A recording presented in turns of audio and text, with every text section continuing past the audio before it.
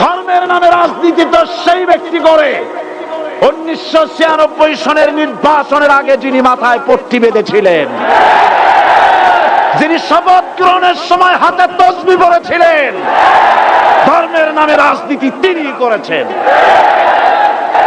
এই কোরআন নিয়ে বাঁচতে চাই, এই কোরআন নিয়ে মরতে চাই, এই কোরআন থেকে আমাদেরকে বিচ্ছিন্ন করতে চায় কাফের বেঈমান মুশরিকেরা।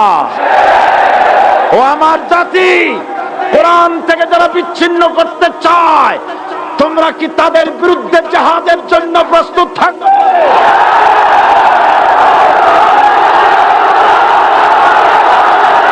বসেন বসেন বসেন বসেন। মুমিনদের জন্য সব থেকে জঘন্য দুশমন একটা হলো ইহুদ, আর একটা হলো মুশরিক। আজ আমার দেশে পূজা পার্বণে বাধা নাই। পূজা পার্বণে বাধা আছে? পূজা পার্বণে বাধা নাই। বাধা কোথায়?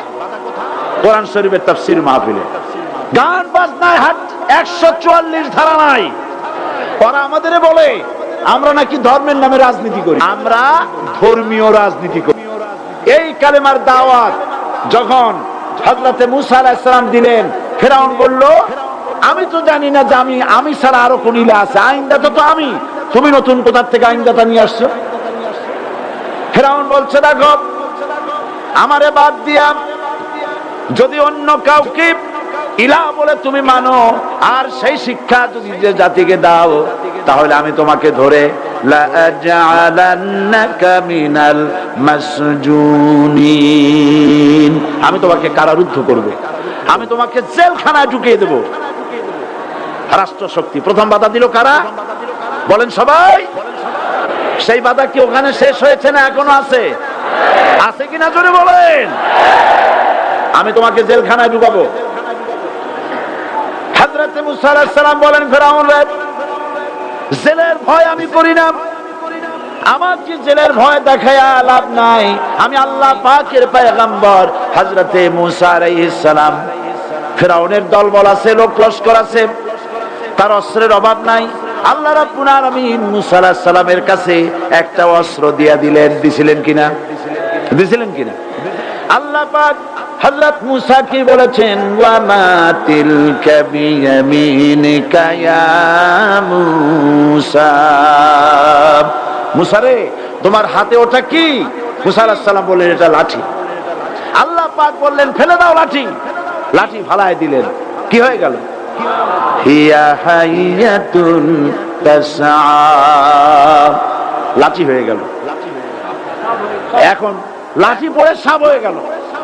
সাপ দেখে নবী হোক, ওলি হোক, সাহাবী হোক আর আলেম হোক, সাপ দেখলে ভয় করে না মানুষের? মুসা আলাইহিস সালাম ভয় পেয়েছে। আল্লাহ রাব্বুল আলামিন হযরত মুসাকে শোনায় দিলেন, খুযহা ওয়া লা তাখাফ সানুঈদুহা সিরাতাহাল উলা,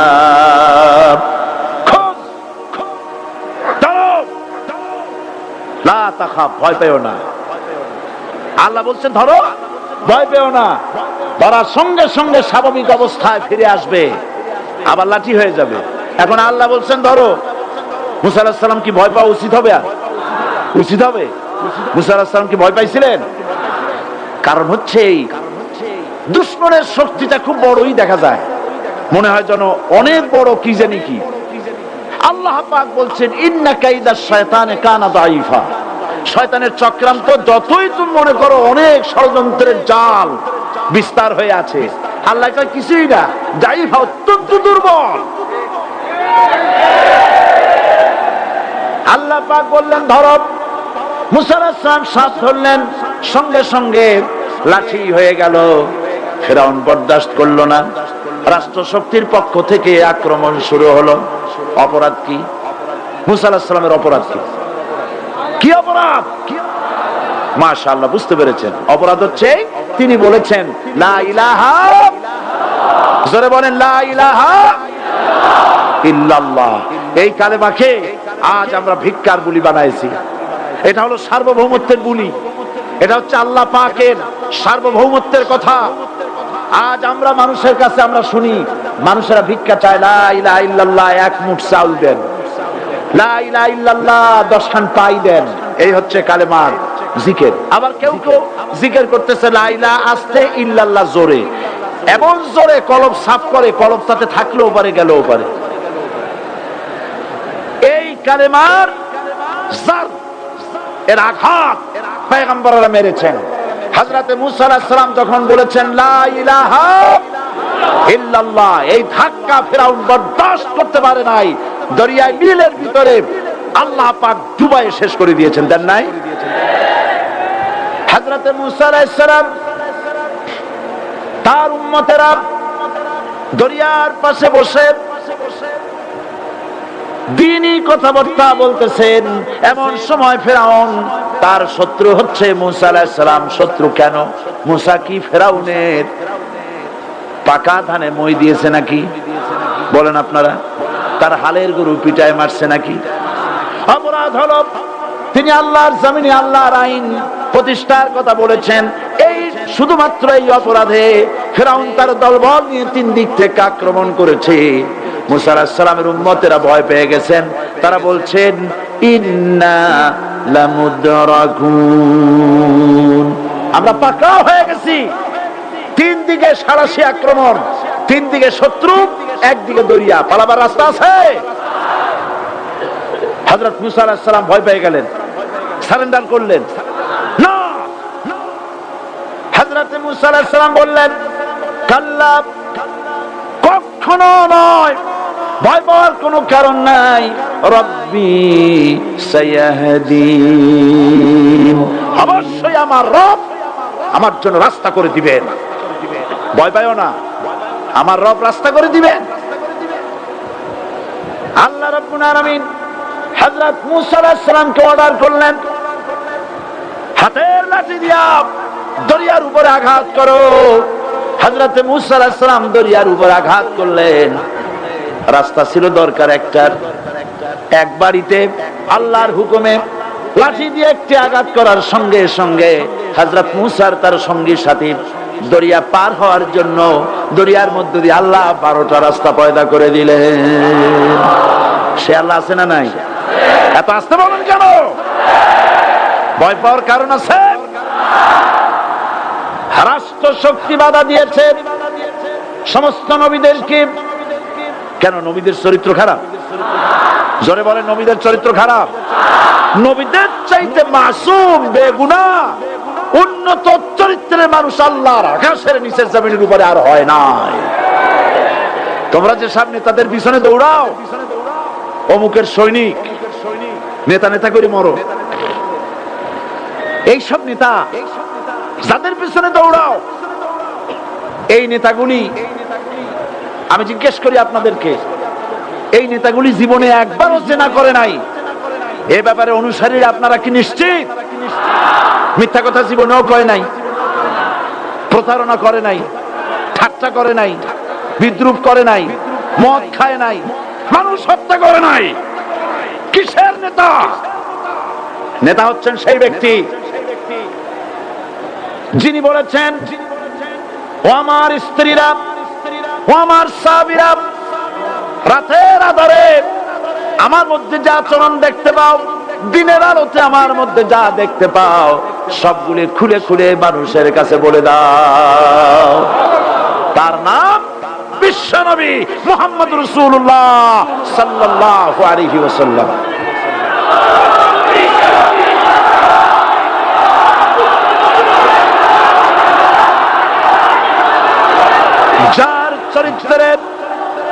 যার চরিত্রের সার্টিফিকেট আল্লাহ রাব্বুল আলামিন নিজে দিচ্ছেন, ওয়া ইন্নাকা লাআলা খুলুকিন আযীম। নবী হে, উন্নত চরিত্রের উপরে আপনি প্রতিষ্ঠিত। সুবহানাল্লাহ। কে সার্টিফিকেট দিচ্ছেন? আযীম, আযীম। আরবিতে চওড়াকে বলা হয় আরিদ, গভীরতাকে বলা হয় আমিক।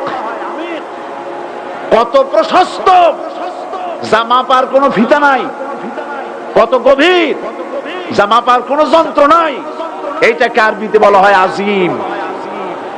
সুবহানাল্লাহ বলতে ইচ্ছে করে না? ও নবী, তোমার চরিত্র এমন যা মাপার মতো যন্ত্র পৃথিবীতে নাই। এই সার্টিফিকেট দিলেন কে? সমস্ত নবীরাই চরিত্রবান, নবীরা মাসুম বেগুনাহ। সুবহানাল্লাহ ওয়া বিহামদিহি। সেই নবীরা মার খান নাই? খেয়েছেন কিনা বলেন? কারা মেরেছে? রাষ্ট্র শক্তি। কারা মেরেছে? কারণ নবীরা বলেছেন লা ইলাহা ইল্লাল্লাহ। পড়েন সবাই লা ইলাহা ইল্লাল্লাহ। আপনিও যদি নবীদের মতো সাহাবীদের মতো বুঝা এই কলেমার দাওয়াত দেন, বাধা আসবেই। বোঝাবুঝির ব্যাপার, বুঝতেই সারল। কত মাহফিল হয় বাংলাদেশে, হয় না? কোনো বাধা নাই, ঠিক কিনা? কত পূজা হয়, পার্বণ হয়, গান হয়, থিয়েটার হয়, গুনাহগার বিবির গান হয়, কত কিছু হয়। কোনো বাধা আছে? তাফসীরের মাহফিলে বাধা। কারণ ওরা বুঝতে পেরেছে এ তাফসীরের মাহফিলে গাজীর গীত হয় না, এ তাফসীরের মাহফিলে আল্লাহর সার্বভৌমত্ব কায়েমের আন্দোলন চলে।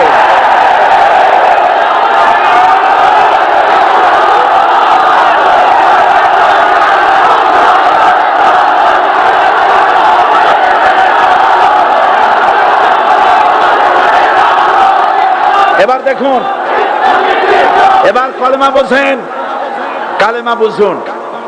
বঙ্গভবনের সামনে দাঁড়াইয়া, গণভবনের সামনে দাঁড়িয়ে আপনি যদি কালেমার জিকির করতে থাকেন লা ইলাহা ইল্লাল্লাহ, লা ইলাহা ইল্লাল্লাহ, লা ইলাহা ইল্লাল্লাহ, লা ইলাহা ইল্লাল্লাহ, 2-1 ঘন্টা, 2-4 ঘন্টা, দেখবেন অফিসাররা এসে বলবে না জানি কোন খাজা বাবা আসছে, আসেন আসেন, নিয়ে খাইতে দেবে, হাদিয়া দেবে। যেহেতু যিনি পড়তেছেন উনি বোঝেন না কি বলতেছেন, আর যারা দাওয়াত দিয়ে নিয়ে গেল ওরা টের পায় নাই যে কি শুনে দাওয়াত দিতেছে।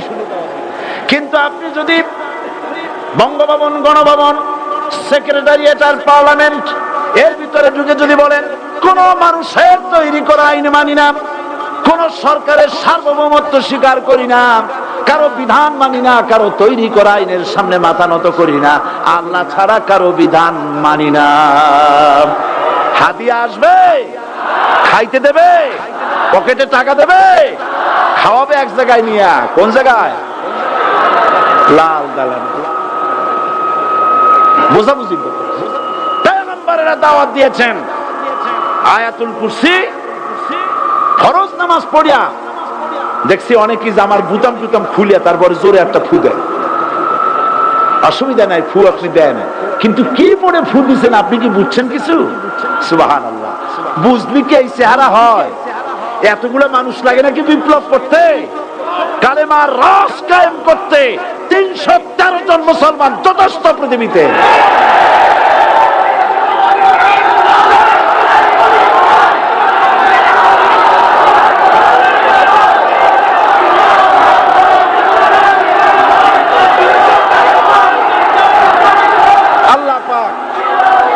কোরআনে কারীমের মধ্যে আল্লাহ পাক বলেছেন এমন একজন নবী বাঁচাই নাই।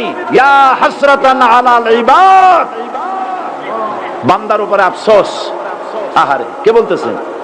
আমার আল্লাহ। বলেন আমার আল্লাহ। তিনি আফসোস করছেন, আফসোস।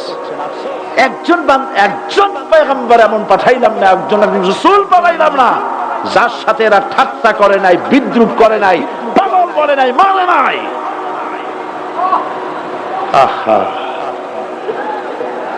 অপরাধ আল্লাহর সার্বভৌমত্ব প্রতিষ্ঠার অপরাধ। হযরত ইব্রাহিম আলাইহিস সালাম তিনি যখন এই কালেমার দাওয়াত দিয়েছেন নমরুদের বিরুদ্ধে, নমরুদ বলেছে মান আশাদ্দু মিন্না কুওয়া, আমার চাইতে শক্তিশালী আর কে আছে? আনা রাব্বুকুমুল আলা, আমি তোমাদের বড় প্রভু। নাউজুবিল্লাহ। কই থেকে একটা তুমি বলছো লা ইলাহা ইল্লাল্লাহ, আমি তো ইলাহ। হযরত ইব্রাহিম আলাইহিস সালাম কি কালেমার দাওয়াত পেশ করার অপরাধে অগ্নিকুণ্ডের ভিতরে ফালাবার ব্যবস্থা হয়ে গেছে। আল্লাহ পাক সব ঘটনা কোরআনে বলে দিয়েছেন কিনা বলেন? কেন বললেন এই সমস্ত কথা? এই জন্য বলেছেন ফিরআউন মরে যাবে, নমরুদ মরে যাবে, কিন্তু তাদের প্রেতাত্মারা যুগে যুগে তারা বেঁচে থাকবে। আগুনের ভিতরে ফালাবার ব্যবস্থা হয়েছে। আল্লাহ পাক বলে দিয়েছেন আমার রাস্তায় যদি চেষ্টা করো, জিহাদ করো, আমার সাহায্য তোমরা পাবে। ওয়া কানা হাক্কান আলাইনা নাসরুল মুমিনিন। মুমিনদেরকে সাহায্য করা আমি আল্লাহর জন্য ওয়াজিব। সুবহানাল্লাহ বলবেন না? আলহামদুলিল্লাহ বলবেন না? আমার জন্য ওয়াজিব মুমিনদেরকে সাহায্য করা। ইব্রাহিম আলাইহিস সালামকে আগুনে ভালানো হচ্ছে। হযরত জিবরাইল বলেন ইব্রাহিম তোমাকে আগুনের ভিতরে ফালানো হতেছে, আমার কাছে সাহায্য চাও, আমি তোমারে বাঁচায় দেব। হযরত ইব্রাহিম আলাইহিস সালাম তিনি বললেন জিবরাইল আমার পরীক্ষা চলতেছে, আমাকে ডিস্টার্ব করো না, আমি তোমার কাছে সাহায্য কেন চাইবো? আমি তো এমন কোন অন্ধ আল্লাহর ইবাদত করি না যিনি তার বান্দার দুঃখ দুর্দশা নিজের চোখে না দেখেন। পরীক্ষা পাস করছে না? পাস করছেন কিনা?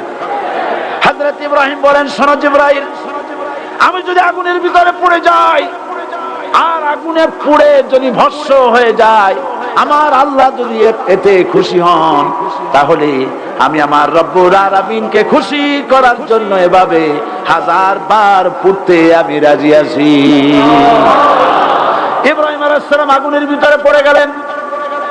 আল্লাহ রব্বুল আলামিন আগুনের প্রতি নোটিশ করে দিলেন ইয়া নারু কুনি বারদাও ওয়া সালামান আলা ইব্রাহিম। আগুন আমার ইব্রাহিমের জন্য শান্তিদায়ক ঠান্ডা হয়ে যা। ইব্রাহিম আলাইহিস সালাম জ্বলছেন, পুড়ে গেছেন। নমরুদ তার প্রাসাদের ছাদে বসে ইব্রাহিম আলাইহিস সালামের পোড়া দৃশ্য দেখে আনন্দ করবে। আগুনের দিকে তাকায় দেখে ইব্রাহিম আরামে বসে আছেন। পোড়া তো দূরের কথা, জামাও পরে নাই।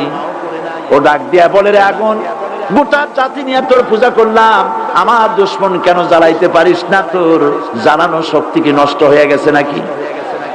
আগুনের ভিতর থেকে আওয়াজ বেরিয়ে এলো নমরুদ, আমার ভিতরে দাহ্য শক্তি জ্বালানো শক্তি আছে কি নাই যদি প্রমাণ করতে চাও, টেস্ট করতে চাও, তুই নিজে আয়, তোরে সুদ্ধা তাম দুনিয়া জ্বালাই দিতে পারি, ইব্রাহিমের এক গাছা পশম জ্বালাইতে পারি না।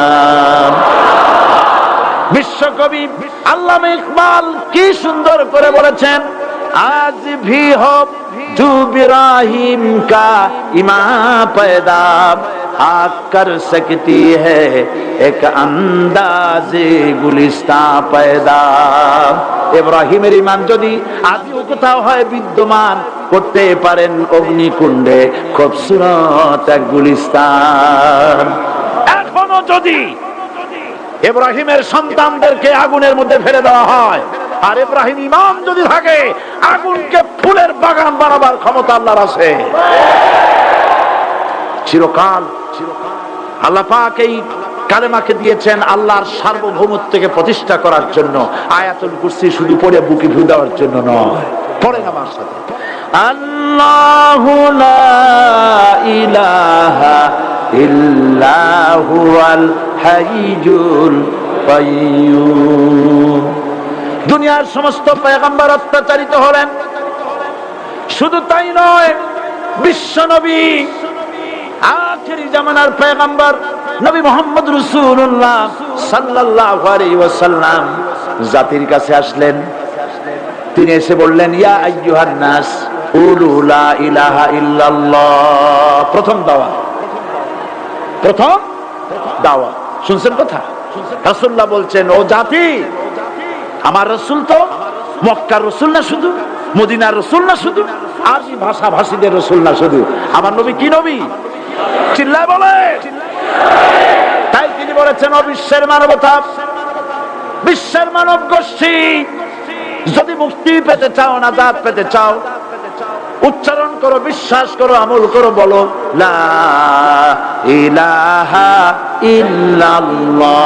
তারপরে তারা চিন্তা করলো যে সর্বনাশ তো করছে, লা ইলাহা, কোন ইলাহ নাই, আইনদাতা নাই, বিধানদাতা নাই, তাহলে আমরা কি ঘরে বসে বসে কি করব? উনি নতুন একজন ইলাহ নিয়ে আসছে, আল্লাহ ছাড়া কোন ইলাহ নাই, তাহলে আমাদের কাজটা কি? প্রথমে তারা চেষ্টা করলো যে একটু দেখি নরম নরম ভাবে হয় নাকি। চলে গেল আবু তালেবের কাছে, আসে না দিছে, বললো আবু তালেব তুমি তো কুরাইশদের নেতা, তোমার ভাইয়ের ছেলে কয়টাই কি? আশ্চর্যজনক কথা, লা ইলাহা ইল্লাল্লাহ, আল্লাহ ছাড়া কোন ইলাহ নাই, তা আমরা করব কি?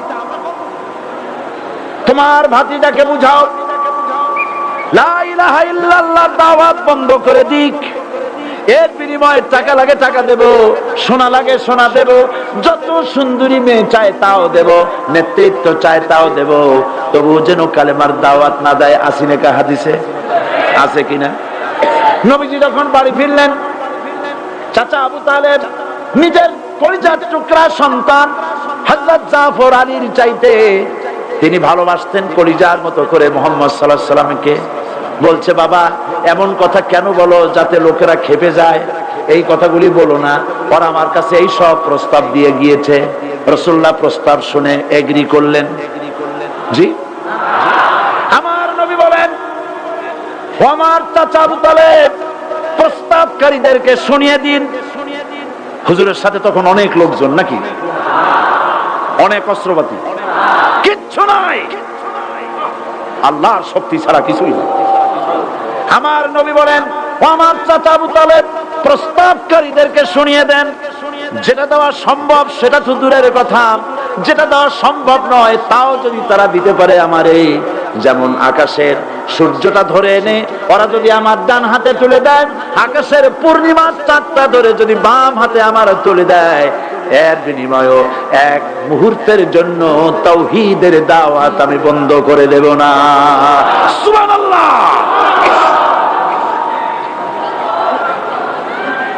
রাসূল করিম সাল্লাল্লাহু আলাইহি ওয়াসাল্লাম তাদের এই প্রস্তাবকে যখন গ্রহণ করলো না, কাফেরেরা বুঝলো, আমি আগেই বলেছি তিন শ্রেণীর লোক বাধা দিয়েছে। কয় শ্রেণী?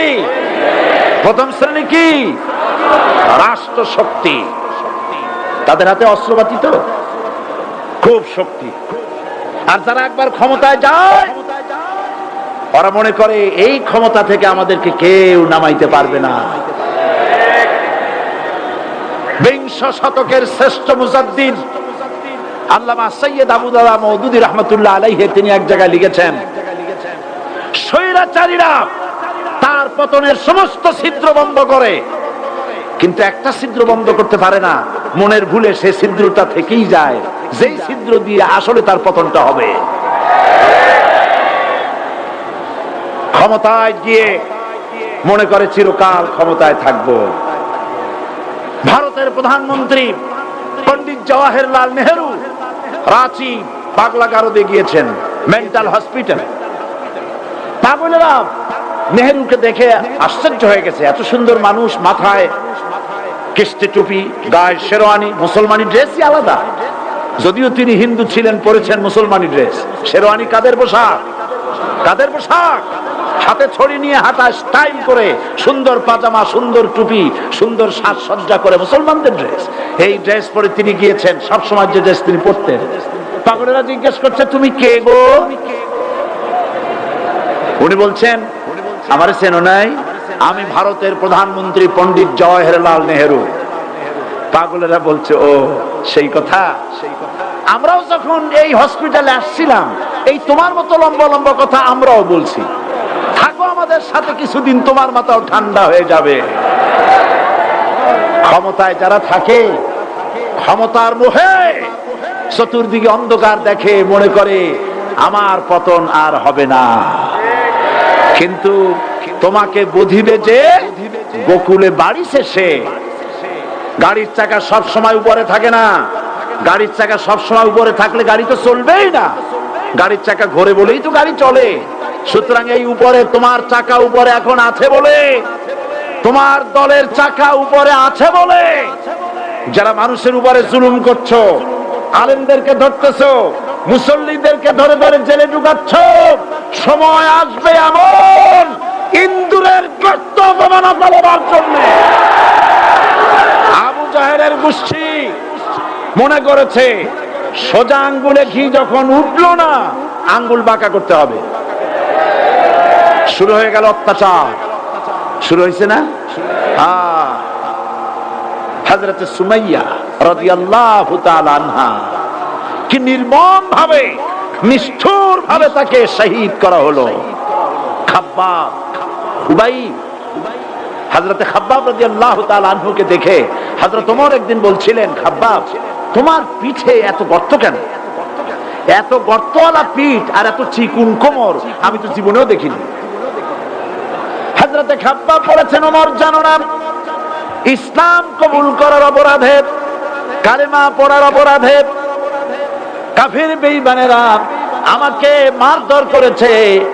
যখন আমি তাদের মারে কালেমা ছাড়ি নাই, তখন আগুন জ্বালায়া আগুনের আংটার উপরে, আংটা আগুনের উপরে আমাকে চিৎ করে শোয়ায়া, আমি যেন নড়াচড়া করতে না পারি সেজন্য আমার বুকের উপরে পাথর চাপা দিয়া রেখেছে। আগুনে গোশত পুড়ে পুড়ে আগুন ভিতরে ঢুকেছে, গায়ের রক্ত আর চর্বি গলে গলে পড়ে আগুনগুলো নিভেছে। ওই পিঠে যে গর্ত হয়েছে আজও পর্যন্ত সেই গর্ত মিটে যায় নাই। হযরত খাব্বাব রাদিয়াল্লাহু তাআলা আনহু বলছেন, বুখারী শরীফে হাদিসে ভাবে এসেছে, ওয়ান খাব্বাব বিন আরিদ রাদিয়াল্লাহু তাআলা আনহু আন্নাহু قال شكونا إلى رسول الله صلى الله عليه وسلم وهو متوسد بردة له في ظل الكعبة। আমি গেলাম রাসূলুল্লাহর কাছে, যে দেখি হুজুর বাইতুল্লাহ শরীফের ছায়ায় আরাম ফরমাচ্ছেন। আমি কাছে গিয়ে বললাম, আলা তাস্তানসিরু লানা আলা তাদউ লানা ইয়া রাসূলুল্লাহ, হে রাসূল আপনি কি আমাদের জন্য দোয়া করবেন না? আপনি কি আমাদের জন্য আল্লাহর কাছে সাহায্য প্রার্থনা করবেন না? মার খেয়ে খেয়ে তো শেষ হয়ে গেল। শুনতেছেন আপনারা? আল্লাহর নবী উঠে বসলেন, বললেন, খাব্বাব শোনো, তোমাদের আগে যারা এই পৃথিবীতে এসেছিলেন দ্বীনের দাওয়াত দেওয়ার জন্য, সমকালীন রাষ্ট্র শক্তি তাদেরকে ধরত, ফায়ুখাজুর রাজুলু ফায়ুহফারু লাহু ফিল আরদ, তার জন্য তারে ধরে নিয়া মাটির মধ্যে গর্ত করত, ফায়ুজআলু ফিহা, এরপরে সেই গর্তের ভিতরে তাকে কোমর পর্যন্ত গেড়ে দিত। সুম্মা ইউতা বিল মানশার, এরপরে করাত আনা হতো, ফায়ুদাউ আলা রাসিহি, এরপরে করাতটা মাথার উপরে রাখা হতো, ফায়ুজআলু নিসফাইন, এরপরে করাত দিয়া চিরে চিরে জীবিত মানুষটাকে দ্বিখণ্ডিত করে ফেলে দিত। মা ইয়াসুদ্দুহু যালিকা আন দীনি, এত কষ্ট দেওয়ার পরেও, এত জুলুম করার পরেও দ্বীনের দায়ীদেরকে এক চুল পরিমাণ আল্লাহর রাস্তা থেকে তারা সরাই দিতে পারে নাই। ওয়াল্লাহি, ও খাব্বাব, আমি আমার আল্লাহর নামে কসম করি। ও মুসলমান, কে কসম করতেছে? আল্লাহ রাসূল। আমি আমার আল্লাহর নামে কসম করি, ওয়াল্লাহি লা ইউতাম্মান্নাল্লাহু হাদাল আমর হাত্তা ইয়াসির রাকিবু মিন সানা ইলা হাযরামাউত। সেদিন বেশি দূরে নয়, ইয়েমেনের রাজধানী সানা থেকে শুরু করে সৌদি আরবের হাযরামাউত পর্যন্ত হাজার হাজার মাইল, এই দীর্ঘ পথে যুবতী নারী তার সৌন্দর্যের পশ্চা নিয়া, আর ধনাঢ্য ব্যক্তিরা, সওদাগরেরা তাদের টাকা পয়সা নিয়া একাকে নিয়ে অথবা দলবদ্ধ ভাবে মানুষেরা যাতায়াত করবে। লা ইয়াখাফু ইল্লাল্লাহ, মানুষের মনের মধ্যে কোনো ভয় থাকবে না। এমন একটা সময় আসবে, ওয়ালাকিন্নাকুম তাস্তাজিলুন, অথচ তোমরা বড্ড তাড়াহুড়ো করছো। তাড়াহুড়ো করো না, অপেক্ষা করো, ধৈর্য ধরো, মার খাও, জেলে যাও, শহীদ হও, আল্লাহর রাজ কায়েম হবেই হবে। যারা ইসলামী শাসন চান, আল্লাহর দ্বীনকে বিজয়ী দেখতে চান, তাদেরকে অসংখ্য মানুষকে পোড়াইটের মতো জেলখানায় পুড়ে পুড়ে মরতে হবে, অসংখ্য মানুষকে ফাঁসির কাস্তে ঝুলতে হবে, গায়ের রক্ত দিতে হবে, শহীদ হতে হবে, তারপরে ইসলামের ইমারতটা কায়েম হয়ে যাবে। শায়ের কবি কি সুন্দর করে বলছেন, কবি সুন্দর করে বলছেন, ये शहादत गाहे उल्फत में कदम रखना, ये शहादत गाहे उल्फत में कदम रखना, लोग समझते हैं आसा है मुसलमान होना। মানুষেরা মনে করে মুসলমান হওয়া খুব সহজ জিনিস। না, মুসলমান হওয়ার অর্থ হলো শাহাদাতের ঈদগাহে শামিল হয়ে যাওয়া। সাহাবায়ে কেরাম মার খেলেন, এবার স্বয়ং আল্লাহর নবীর গায়ে হাত তুলল। আবু জাহেল এসে হুজুরকে মারলেন, গলায় চাদর দিয়া এমন জোরে টান মেরেছে, রাসূলুল্লাহ পড়ে গিয়েছেন। হাদিসে এসেছে হুজুরের চোখ মোবারক ঠিকরে পড়ে যেতেছে, চেহারা মোবারক লাল হয়ে গিয়েছে, জমিনের উপর আছাড় মেরে ফেলেছে। রাসূলের এই অবস্থা দেখে হযরতে হামজা তখনও কাফের ছিলেন, শিকার থেকে এসে তিনি এই দৃশ্য দেখলেন, দাসীর মুখে শুনলেন, ছুটে চলে গেলেন আবু জাহেলের বাড়িতে। যায় বলে, আবু জাহেল রে, তুই মুহাম্মদ সাল্লাল্লাহু আলাইহি ওয়াসাল্লাম মেরেছিস, বল কেন মারলি? এমন ভালো মানুষ তো জীবনে চোখে দেখি নাই, যিনি কোনো মিথ্যা কথা বলেন না, ভালো ভালো কথা বলেন, এক আল্লাহর গোলামি করার জন্য বলেন। এই সব ভালো কথা বলার জন্যই তুই তারে মারলি নাকি? আরে আবু জাহেল, তুই কি মনে করছিস মুহাম্মদ সাল্লাল্লাহু আলাইহি ওয়াসাল্লাম তার পিতা আব্দুল্লাহ মারা গেছে বলে মুহাম্মদ সাল্লাল্লাহু আলাইহি ওয়াসাল্লাম এতিম হয়ে গেছে মনে করেছিস নাকি? জেনে রাখ, মুহাম্মদ সাল্লাল্লাহু আলাইহি ওয়াসাল্লামের পিতা আব্দুল্লাহ মারা গেছে, কিন্তু চাচা হামজা তো মরে যায় নাই। হাতের ধনুক দিয়া এমন জোরে আঘাত মারলেন, আবু জাহেলের মাথা ফেটে রক্ত ফিনকি দিয়ে বেরিয়ে এলো। হযরতে হামজা ঘরে ফিরে এসে রাসূল করিম সাল্লাল্লাহু আলাইহি ওয়াসাল্লামের মস্তক মোবারক কোলে উঠায় নিলেন আর বললেন, বাবা, তোমাকে মেরেছে বলে আমি আবু জাহেলের মাথাটা ফাটাই দিয়ে আসছি, তুমি খুশি হও। হুজুর বলছেন, চাচা, কার মাথা ফাটাইছো এইটা বলে আমারে খুশি করতে পারবা না। হযরতে হামজা বলেন, তুমি কি হলে খুশি হবে? হুজুর বলেন, হামজা চাচা গো, আমি খুশি হব যদি একটিবার চাচা তোমার মুখে শুনতে পাই ঈমানের কালেমা। হযরতে হামজা বলেন, মুহাম্মদ সাল্লাল্লাহু আলাইহি ওয়াসাল্লাম, আমি বুঝতে পেরেছি তুমি কোন সাধারণ মানুষ নও। সাধারণ মানুষ হলে পরে তুমি প্রতিশোধে বিশ্বাসী হতে, খুশি হতে। প্রতিশোধে বিশ্বাসী হও নাই, তুমি অবশ্যই আল্লাহর নবী, কোন সন্দেহ আমার নাই। তুমি সাক্ষী থাকো, আমি পড়ে নিলাম, লা ইলাহা ইল্লাল্লাহু মুহাম্মাদুর রাসূলুল্লাহ ولا تهنوا ولا تحزنوا وأنتم الأعلون إن كنتم مؤمنين। মুমিন যদি হও আমি তোমাদেরকে বিজয় দান করব। সুবহানাল্লাহ বলে। আজ যদি আমাদের উপর বিপদ এসে থাকে তাহলে তার একমাত্র কারণ পূর্ণাঙ্গ ঈমানের অভাব আমাদের মধ্যে রয়েছে, ঠিক কিনা? আজ পৃথিবীতে সব থেকে মার খায় কারা? চিল্লায় বলো। আলজেরিয়ায় কারা? বসনিয়ায় কারা? চেচনিয়ায় কারা? প্যালেস্টাইনে কারা? আহা, প্যালেস্টাইনের মুসলমানদেরকে মাইরে মাইরে শেষ করে দিল। দেখছেন ছবিতে না? দেখেন না? প্যালেস্টাইনের মুসলমানদের যে কে যখন মারা হচ্ছে, বাংলাদেশের প্রধানমন্ত্রী তখন আমেরিকায় ক্লিনটনের সঙ্গে কথা বলতেছেন।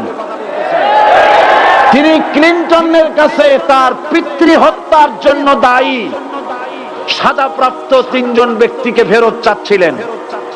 আমার দৃষ্টিতে এটা কোনো অপরাধ নয়। সন্তান তার পিতার প্রতি আকর্ষণ থাকবে। আমার আপত্তি সেখানে আপনি প্রধানমন্ত্রী শুধু শেখ পরিবারের প্রধানমন্ত্রী নন, শুধু আওয়ামী লীগের প্রধানমন্ত্রী হওয়া উচিত নয় আপনার। আপনি পৃথিবীর দ্বিতীয় বৃহত্তম বাংলাদেশের 12 কোটি মুসলমানের প্রধানমন্ত্রী। পিতৃ হত্যার আসামি ফেরত চাইলেন, কিন্তু বিল ক্লিনটনের আশ্রয় প্রশ্রয় লালিত পৃথিবীর অসভ্য জাতি, সন্ত্রাসী ইহুদিরা প্যালেস্টাইনের মুসলমানদেরকে পাখির মতো গুলি করে হত্যা করছে, আপনি কেন এর জবাব চাইলেন না?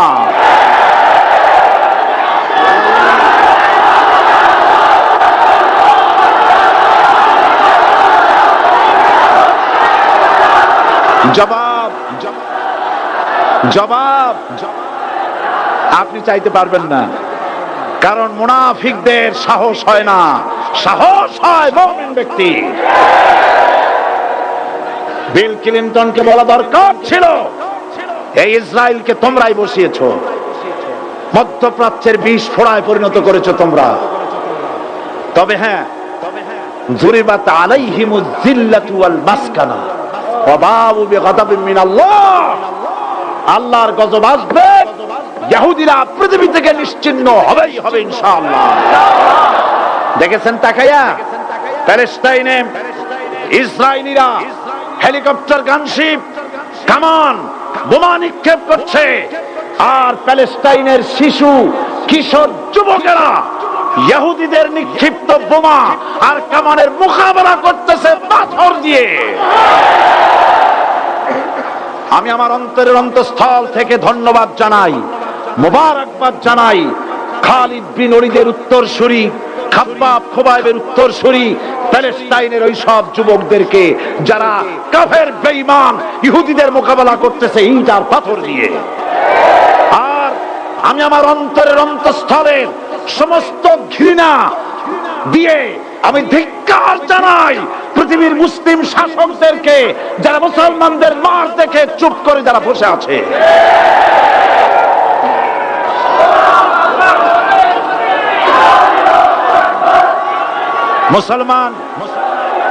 মুসলমান যদি মুসলমানের মতো হয়, 10 জন যথেষ্ট, কয়জন যথেষ্ট? কোথায় আছে কথা? আল্লাহ পাক কোরআন শরীফের মধ্যে বলেছেন, একজন যদি হও ইমানদার মুত্তাকি 10 জনের উপরে বিজয়ী হবে, 10 জন যদি হও 100-এর উপরে বিজয়ী হবে, 100 যদি হও 1000-এর উপরে বিজয়ী করবো। জোরে বলেন সুবহানাল্লাহ। কবি বলতেছেন, ফিজায়ে বদরে পয়দা কুন ফেরেশতে তেরি নুসরত কো উতর সকতে গর্দু সে কতর অন্দর কতর আবি। বদরের মুসলমানদের মতো ঈমান আনো, তাহলে আকাশ থেকে কাতারে কাতারে ফেরেশতা নাজিল করে দিয়ে আল্লাহ পাক তোমাদেরকে সাহায্য করবেন। সুবহানাল্লাহ। সে আল্লাহ আছে না নাই? জোরে বলেন আছে না নাই?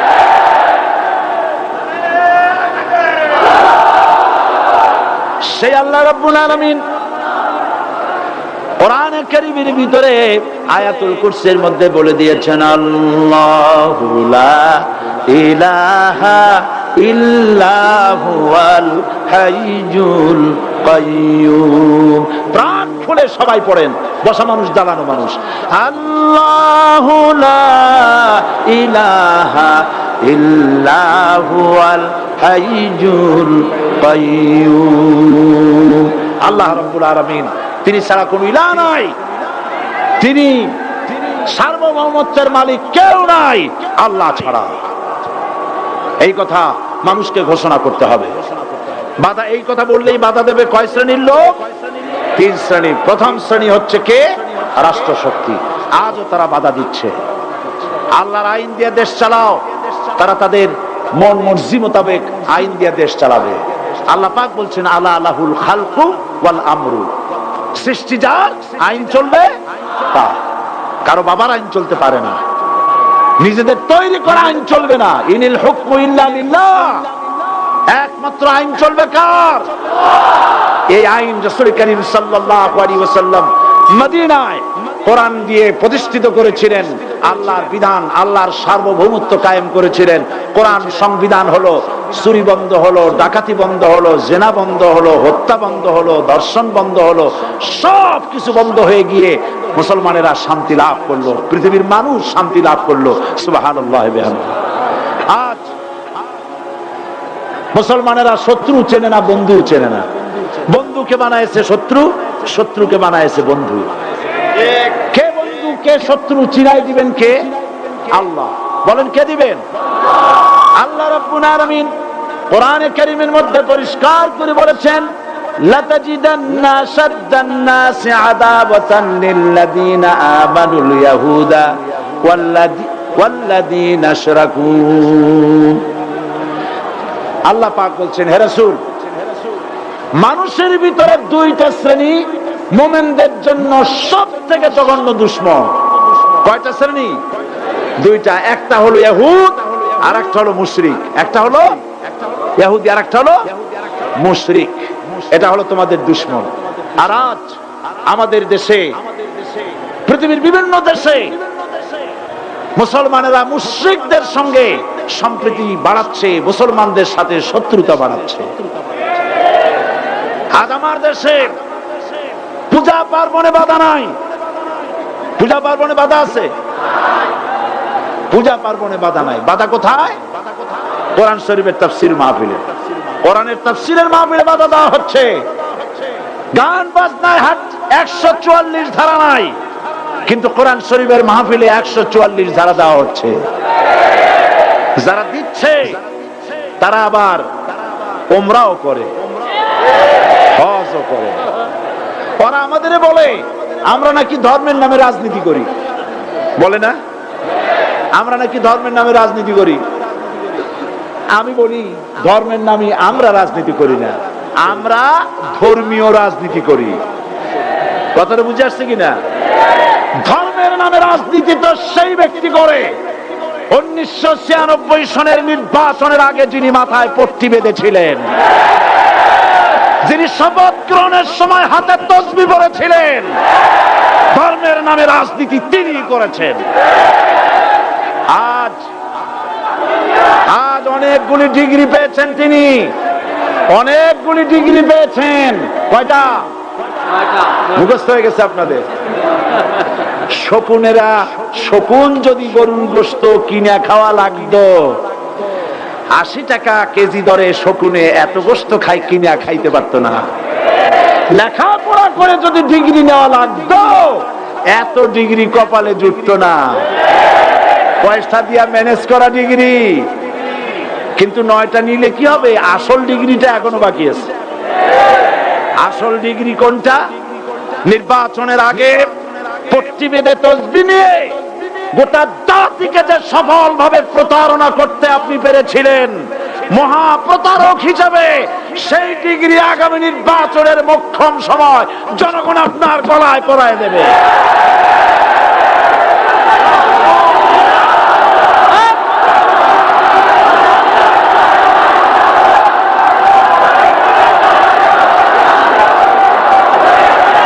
সুতরাং ধর্মের নামে রাজনীতি নয়, আমরা ধর্মীয় রাজনীতি করি। আমরা এই কোরআনের রাজনীতি করি। এই কোরআন নিয়ে বাঁচতে চাই, এই কোরআন নিয়ে মরতে চাই। এই কোরআন থেকে আমাদেরকে বিচ্ছিন্ন করতে চায় কাফের, বেঈমান, মুশরিকেরা। ও আমার জাতি, কোরআন থেকে যারা বিচ্ছিন্ন করতে চায়, তোমরা কি তাদের বিরুদ্ধে জিহাদের জন্য প্রস্তুত থাকবে?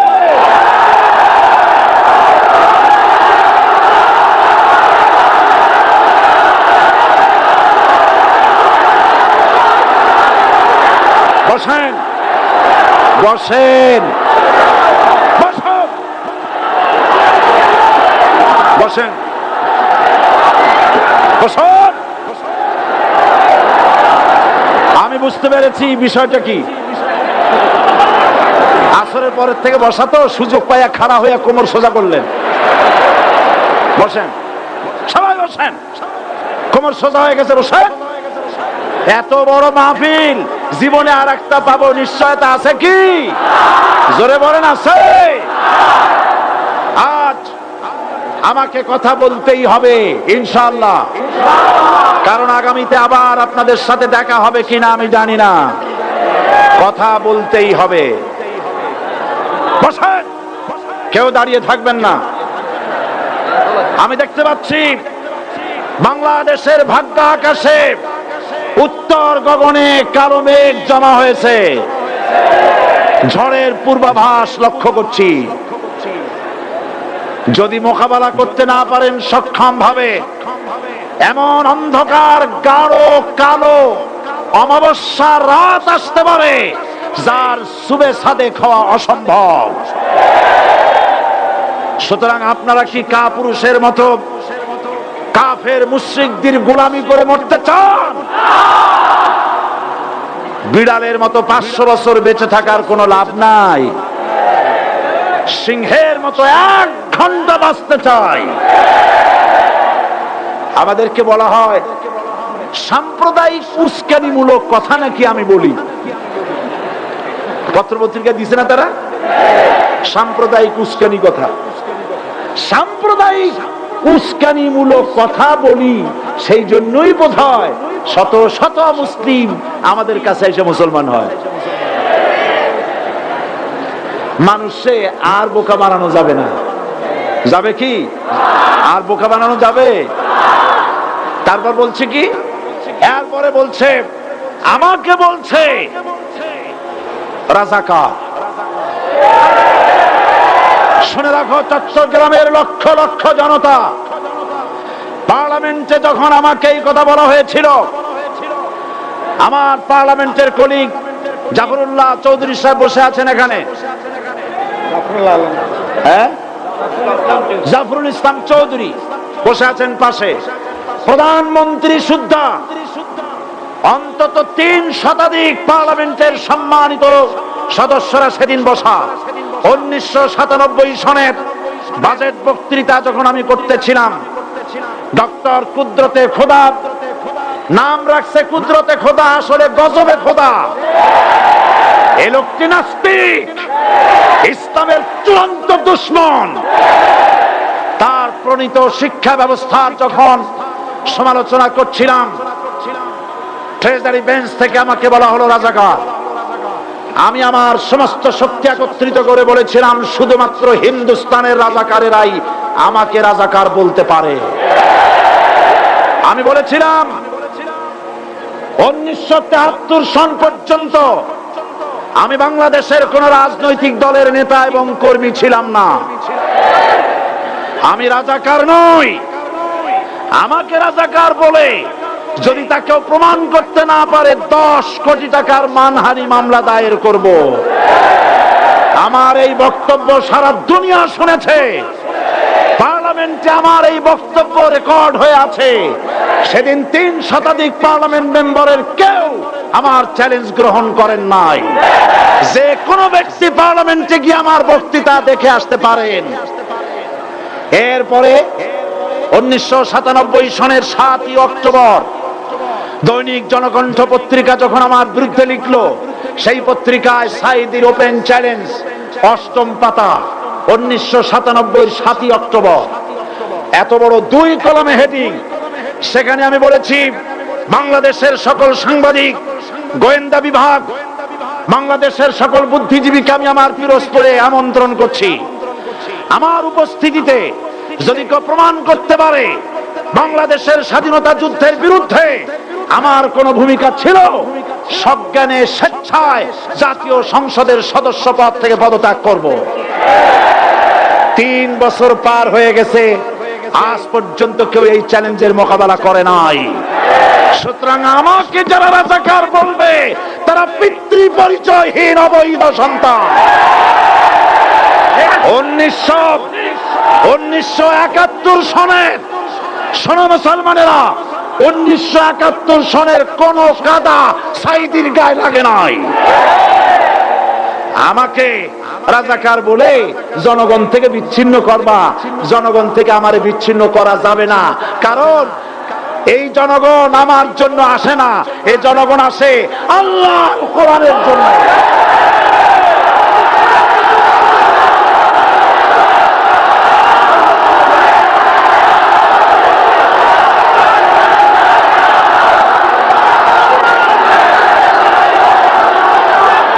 আজকে আর যারা ইসলামের কথা বলে, যারা ইসলামের কথা বলে, তারাই রাজাকার, তারাই মৌলবাদী।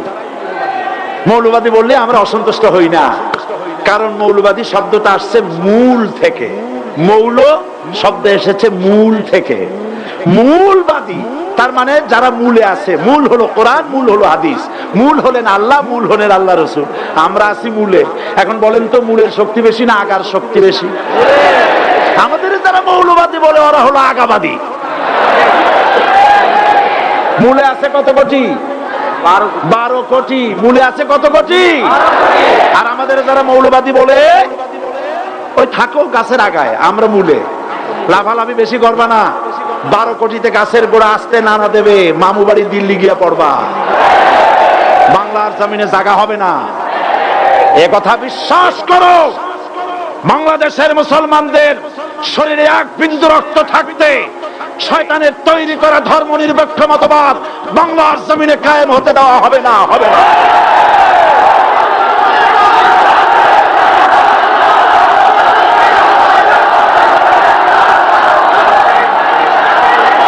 রাসূল করিম সাল্লাল্লাহু আলাইহি ওয়াসাল্লাম কোরআন প্রতিষ্ঠার জন্য আন্দোলন করেছিলেন। আয়াতুল কুরসি আমাদের সে কথাই শিখেছে। আল্লাহ রাব্বুল আলামিন বলেন, আল্লাহু লা ইলাহা ইল্লা হুয়াল হাইয়ুল কাইয়্যুম। প্রাণ খুলে পড়েন, আল্লাহু লা ইলাহা ইল্লা হুয়াল হাইয়ুল কাইয়্যুম। আল্লাহ হচ্ছেন তিনি, যিনি ছাড়া কোনো ইলাহ নাই, আইনদাতা নাই, বিধানদাতা নাই। আমরা মানুষের তৈরি করা আইন মানি না। 12 কোটি মুসলমানের দেশে আইন তৈরি করবে মানুষ, আমরা মানব না। পার্লামেন্টে তৈরি হতে হবে কোরআন দিয়ে, পার্লামেন্টে আইন তৈরি হতে হবে কোরআন দিয়ে। সুতরাং ভয় যতই পান আর যতই ষড়যন্ত্র করেন, 4 দল যখন একত্রিত হয়েছে, ঐক্যবদ্ধ থাকবে, সরকার ঐক্যবদ্ধভাবে গঠন হবে, নির্বাচন ঐক্যবদ্ধভাবে হবে এবং কোরআন হবে, আর কোরআনের পার্লামেন্ট হবে বাংলাদেশে।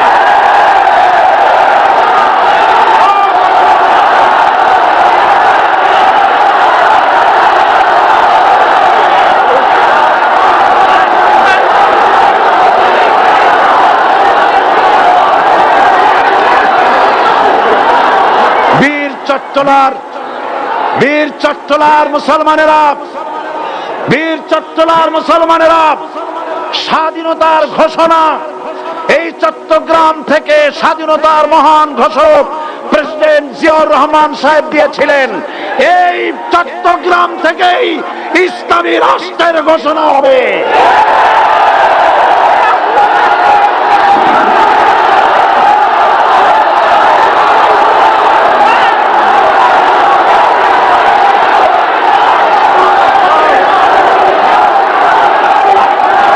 আশাবাদী আপনারা অবশ্যই তা পারবেন। আমি 100% বিশ্বাস করি ইনশাআল্লাহ। কারণ যে ষড়যন্ত্রের মোকাবেলা করে স্থানীয় রাজনৈতিক দলের নেতৃবৃন্দ কোরআনের মাহফিল সিনায় এনেছেন, আমি প্রথম দিনই বলেছি চট্টগ্রাম তাফসিরুল কোরআন মাহফিল কোন রাজনৈতিক দলের প্রতিনিধিত্ব করে না। এটা কোন জামাত শিবিরের একক সম্পদ নয়, এটা চট্টগ্রামের মুসলমানদের কলিজার টুকরা তাফসিরের মাহফিল। সুতরাং এই মাহফিল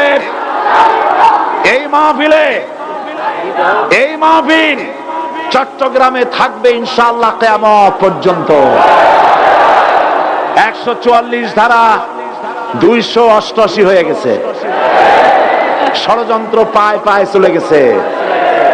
আমি ওই সব ছেলেদের বলি, সরকারি দলের ছাত্র হইয়া মুসলমানদের বিপক্ষে যাইও না। এদেশের ভাগ হয়ে গেছে দুটো শিবির, বোঝাই যাচ্ছে। একদিকে ভারতের পা চাটা গোলাম নাস্তিক মোরতাদ শ্রেণীর বুদ্ধিজীবী এবং তাদের মদতপুষ্ট সরকার, আর একদিকে ইসলামী শক্তি, ইসলামী দল আর দেশ প্রেমিক জাতীয়তাবাদী শক্তি। একদিকে হিমালয় পাহাড় আর একদিকে সূচ ইঁদুর। আল্লাহ বিজয় দেবে মুসলমানদের। কাদের বিজয় হবে? বাংলাদেশে কোরআনের রাজ কায়েম হোক, তাকে আপনারা চান? কারা কারা চান? দুহাত উঁচু করে দেখান। দাঁড়াবেন না, দাঁড়াবেন না।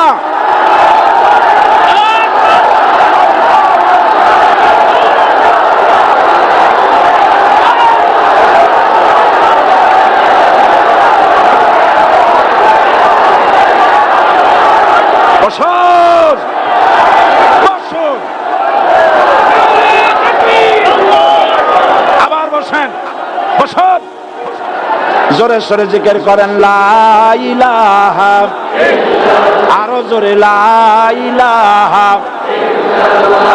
লা ইলাহা